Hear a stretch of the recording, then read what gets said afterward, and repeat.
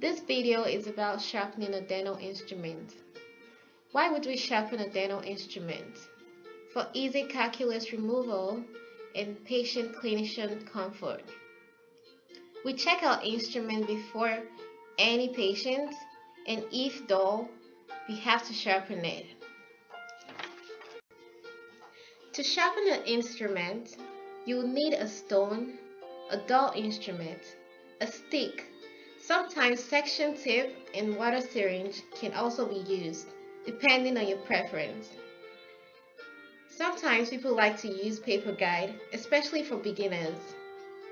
It's also important because it shows you where the stone should lie and where the instrument should be. Don't forget to wear your PPE when sharpening an instrument. Afterwards, you can now pick an instrument. The instrument we're going to talk about is the sickle. The sickle has a face and two lateral ends, which means you can sharpen both ends. Now, we're going to place our hand on a stable surface to help control the grips on the instrument. Then, we're going to brace the top of the shank with our thumb. We're going to place the instrument side by side and tilt it 70-degree angle. Now we're going to move up and down from the toe third to the middle third and the tip third. Make sure to end with a downstroke. Now we will check the instrument's sharpness with a stick.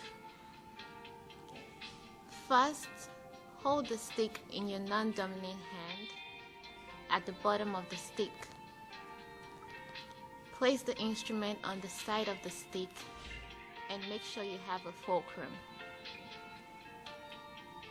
Place the cutting edge laterally and release. If the instrument slides through, it is dull. If the instrument catches, it is sharp.